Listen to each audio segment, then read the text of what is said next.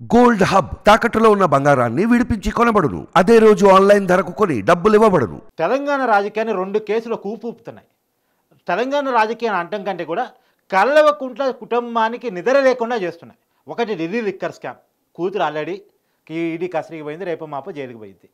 రెండో case phone tapping case. Phone tapping కేసులో అది కేటీఆర్ దాకా పోయిద్దా అనేటువంటి ఒక భయం అయితే కల్వకుంట్ల కుటుంబాన్ని భయపెడుతుంది. సరే, ఇప్పటికైతే కవిత దాకా పోయింది, రేపు ఇంకో కేసు కేటీఆర్ దాకా పోయిద్దా అనేది. ఇప్పుడు ఇదే కేసు ఫోన్ ట్యాపింగ్ కేసు సంబంధించి ఆ రోజు ప్రత్యేకించి ఆ రోజు పీసీసీ అధ్యక్షుడిగా కాంగ్రెస్ ఎంపీగా ఉన్నటువంటి రేవంత్ రెడ్డి ఫోన్ ట్యాప్ చేశారు అనేటువంటిది. ఇప్పటికే ఆ కేసులో ప్రణీత్రావుని అదుపులో తీసుకొని, అంటే ఆ రోజు ఉన్నటువంటి పోలీసు డిఎస్పీ అధికారి ఎవరైతే ఉన్నారో ఈ ఫోన్ ట్యాపింగ్లో కీలక పాత్రధారి ప్రణీత్రావుని అరెస్ట్ చేసి ఇప్పటికే విచారణ చేస్తూ ఉన్నారు. వారం రోజు కస్టడీ కూడా ముగిసింది. అదే కాకుండా భుజంగరావుని, తిరుపతి కూడా అరెస్ట్ చేసి అడిషనల్ ఎస్పీలు వాళ్ళని కూడా అరెస్ట్ చేశారు ఈ కేసులో. ఈ కేసులో అరెస్ట్ చేయాల్సిన మరో కీలకమైన వ్యక్తి ప్రభాకర్ రావు. అతనే ఇంటెలిజెన్స్ చీఫ్, అప్పట్లో ఇంటెలిజెన్స్ చీఫ్ బీఆర్ఎస్ ప్రభుత్వంలో. ఆయన ఆదేశాల మేరకే మేము విచారణ అంటే మొత్తం ఫోన్ ట్యాపింగ్ చేసామన్నటువంటిది వీళ్ళు చెప్తున్నమాట. ఫోన్ ట్యాపింగ్ అంటే ఇద్దరు ఫోన్ మాట్లాడుకుంటే వాళ్ళ వాయిస్ రికార్డ్ చేయడం కాదు. ఆ ఫోన్లోకి ఒక బగ్గును పంపించేసి ఆ బగ్గు ద్వారా ఒక 300 మీటర్ల దూరంలో ఆ ఫోన్ దగ్గరలో ఎవరే సంభాషణ చేసుకున్నా అది మొత్తం ఆ ఫోన్ లాగేసి వీళ్ళకి పంపించిద్దట. ప్రణీత్రావుకి, భుజంగరావుకి, తిరుపతమ్మకి వీళ్ళకి పంపించేసింది. వీళ్ళు దాన్ని కోడింగ్ చేసేసి ప్రభాకర్ రావు ఇంకెవరికి పంపుతారా అన్నది కూడా చూడ. ఎవరికి పంపుతారని మీకు తెలియదా? అందరికీ తెలుసు. అతని దాకా పోవాలి ఇప్పుడు. ఎందుకంటే ఈ అధికారులందరూ కూడా వాళ్ళ కోసం ఫోన్ ట్యాపింగ్ చేయరు. వాళ్ళకేం అవసరం? రేవంత్ రెడ్డి ఫోన్ ట్యాప్ చేయాల్సిన అవసరం మహా అంటే వాళ్ళకి ప్యాకేజీలు ఇస్తారు. కానీ ప్యాకేజీలు ఇచ్చినోడు, ఫోన్ ట్యాప్ చేయించినోడు, ఈ ఫోన్ ట్యాప్ చేయమని ఆదేశాలు ఇచ్చినోడు, ఈ బగ్గును గుణమని చెప్పాల్సిన వాళ్ళు వేరే ఉంటారు. వాళ్ళు రాజకీయ నాయకులు. వాళ్ళ రాజకీయ అవసరాల కోసం పోలీసు అధికారిని ఉపయోగించేసుకొని ఫోన్ ట్యాపింగ్ చేపిస్తారు. అప్పట్లో ఉన్న ఒక యువరాజు, రాజుగా మారాలనుకుంటున్న యువరాజు, ఆయన అవసరాల కోసం, ప్రతిపక్షాలను చంపడం కోసం, ప్రతిపక్షాలకు సంబంధించి అన్ని విషయాలు తెలుసుకోవడం కోసం, రాజకీయంగా ఎదిగే అవకాశం ఉన్న రేవంత్ రెడ్డి మొత్తం విషయాలు తెలుసుకోవడం కోసం ఫోన్ ట్యాపింగ్ చేపించాడు అనేది ప్రధానమైనటువంటి ఆరోపణ. ఆ రోజుల్లోనే పీసీసీ అధ్యక్షుడిగా ఎంపీగా ఉన్నటువంటి రేవంత్ రెడ్డి తన ఫోన్ ట్యాప్ అవుతుందన్న విషయాన్ని గుర్తించి ఆ రోజుల్లో ఇంటెలిజెన్స్ చీఫ్కు వార్నింగ్ కూడా ఇచ్చాడు ప్రభాకర్ రావుకి. ఆ వార్నింగ్ ఏంటో మీకు ఇరిపించే ప్రయత్నం చేస్తున్నా.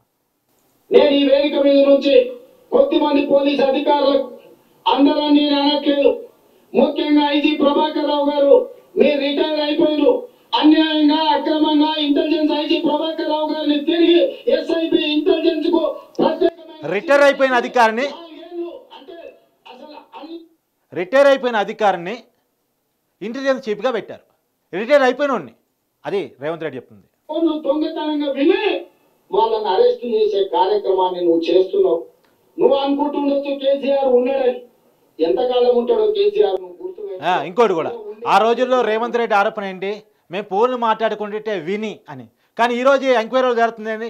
అరే ఫోన్లు మాట్లాడుకుంటుంటే వింటాం కాదు, ఫోన్ దగ్గరలో 300 మీటర్లో ఎవరేం మాట్లాడుకున్నారో కూడా ఫోన్ ట్యాప్ చేసి ఆ ఫోను దానంతరానికి మైక్రోఫోన్ ఆన్ అయ్యి మా అన్ని విషయాలు గమనించేసి గ్రహించేసి ఆ కోడింగ్ ద్వారా మొత్తం వీళ్ళకి సమాచారం పోయింది. అదే వచ్చే రాజ్యం సోనియమ్మ రాజ్యం. సైన్యాన్ని పంపించి నీ దొక్క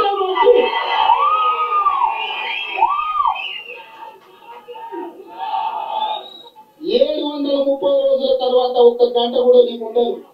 నువ్వెక్కడ దాచుకుంటావో, నీ వస్తాలు ఎక్కడ దాచుకుంటాడో, ఏ దేశానికి పారిపోతాడో, ఏ దేశంలో ఆల్రెడీ ప్రభాకర్ రావు అనే వ్యక్తి రేవంత్ రెడ్డి అప్పుడు చెప్పినట్టే ఏ దేశానికి పారిపోతున్నాడని ఆ రోజు రేవంత్ రెడ్డి మాట్లాడాడు. ఈరోజు ప్రభాకర్ రావు ఇండియాలో లేడు, అమెరికాలో ఉన్నాడు.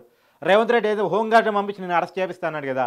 హోంగార్డ్ అయితే మహా అంటే ఇంటికి పోయి అరెస్ట్ చేయగలరు. కానీ ఆయన ఇవాళ అమెరికాలో ఉన్నాడు. అమెరికాలో ఉండి ఇక్కడ ఉన్నతాధికారులు ఫోన్ చేస్తాడు. నన్ను అరెస్ట్ చేస్తారని, ఆ ఇంట్లో సోదాలు ఎందుకు చేస్తున్నారు? నేను పోలీసు, మీరు పోలీసు, మనం బాయి మీరు ఈ ప్రభుత్వం చెప్పినట్టు విన్నారు, నేను అప్పుడు ప్రభుత్వం చెప్పినట్టు విన్నాను, ఇలా మాట్లాడుతున్నాడంట. బంధువులు ఈ దేశం పాస్పోర్ట్లు సరెండర్ చేసి ఇతర దేశాల పాస్పోర్ట్లు తీసుకుంటున్నారు. మరన్నా మీరు దృష్టి పెట్టాలి. కేసీఆర్ చుట్టాలు భారతదేశం పాస్పోర్ట్ ఉంటే నియంత్రణ ఉంటుందని చెప్పి చుట్టాలు పక్క దేశాల పాస్పోర్ట్లు తెచ్చుకుంటారు. ప్రభాకర్ రావు నువ్వు కూడా తెచ్చుకోవాల్సిన పరిస్థితి వస్తుంది. పక్క దేశం పోయినా, బొక్కలకు పోయినా పొగ పెట్టి ఎక్కడిని బయటికి తెచ్చినట్టు మిమ్మల్ని బయటికి తీసుకొస్తాం. మీరు అనుకుంటుండొచ్చు మీరు అనుకుంటున్నట్టు ఎప్పటి కేసీఆర్ ఉంటారు మమ్మల్ని కాపాడతారని. ఆ రోజు వస్తుంది ప్రగతి భవన్ మీద మేమందరం కలిసి చుట్టుముట్టినప్పుడు ప్రగతి భవన్ ఇటుకలు మా కాంగ్రెస్ పార్టీ కార్యకర్తలు తలా ఒకటి పీక్కున్నప్పుడు కేసీఆర్ గడీలను కుప్ప కూల్చినప్పుడు ఆ గడీల కింద నేల మలిగలలో మీరు దాచుకున్న ప్రతి ఒక్కరికి ఓ రోజు వస్తాయి. ఇప్పుడు రేవంత్ రెడ్డి టైం వచ్చేసింది. సరే, అతను మాట్లాడిన పొలిటికల్ కామెంట్స్ ఒకసారి పక్కన పెడితే ఆ రోజుల్లోనే తన ఫోన్ ట్యాపింగ్ మీద అనుమానం వ్యక్తం చేశాడు రేవంత్ రెడ్డి. ప్రభాకర్ రావు ఎవరైతే రిటైర్డ్ అయిపోయి ఇంటెలిజెన్స్ చీఫ్గా బాధ్యతలు తీసుకున్నాడో కల్వకుంట్ల గారి ఫ్యామిలీ ఆదేశాల మేరకు, ఎందుకంటే గవర్నమెంట్ వాళ్ళది కాబట్టి ముఖ్యమంత్రిగా ఉన్నటువంటి కేసీఆర్, ఆ రోజు ఐటీ మినిస్టర్గా ఉన్నటువంటి కేటీఆర్ వాళ్ళు మాత్రమే ఆదేశాలు ఇచ్చే పరిస్థితులు కాబట్టి ఆ రోజుల్లో వాళ్ళ ఆదేశాల మేరకు బాధ్యతలు తీసుకునేటువంటి ప్రభాకర్ రావు ఆ రోజు ఫోన్ ట్యాపింగ్ చేసి మొత్తం వివరాలు సమీకరించి సేకరించి వాళ్ళకి తిరిగి ఇచ్చేశాడు అని చెప్పేసి ఇప్పుడు భుజంగరావు తిరుపతి కూడా చెప్తుంది అదే. మాకేం తెలుసు ఫోన్ ట్యాపింగు, ప్రభాకర్ రావు ఎట్ట చేయమంటే అటు చేసామని చెప్తున్నారంట. మరి చూడాలి ఈ కేసు ఏ ధరికి పోతుంది, అమెరికాలో ఉన్న ఆయన ఎలా తీసుకొస్తారు. ఎందుకంటే ఆయన జూన్ దాకా జూలై దాకా రాడంట. జూన్ దాకా జూలై దాకా రాకపోతే మరి పోలీసులు ఊరుకోవాలా, మరి ఎట్ట తీసుకొస్తారో ఏంటి అనేది చూడాల్సి ఉంది. అది మొత్తంగా ఆ రోజుల్లోనే రేవంత్ రెడ్డి ఈ విషయాన్ని గ్రహించి ఆ రోజుల్లోనే ప్రభాకర్ రావుకు వార్నింగ్ అయితే ఇవ్వడం జరిగింది. ఆ వార్నింగ్ ప్రకారమే ఇలా ఎంక్వైరీ నడుస్తూ ఉంది. ఈ విషయంలో ఎక్కడి దాకా పోతుంది, ఎందుకంటే పాత్రదారుల వరకే పోతుందా సూత్రధారి వరకు పోతుందా ఈ కేసు. ఎందుకంటే వీళ్ళంతా పాత్రధారులు. ఇప్పుడు చెప్తున్న ప్రతి పేరు ప్రభాకర్ రావుతో సహా అతనంతా పాత్రధారులే, అసలు సూత్రధారు వేరే ఉంటారు. ఆ సూత్రధారు వరకు ఈ కేసు పోతేనే ఈ కేసుకు న్యాయం జరిగినట్టు. పోతుందా లేదా చూడాలి.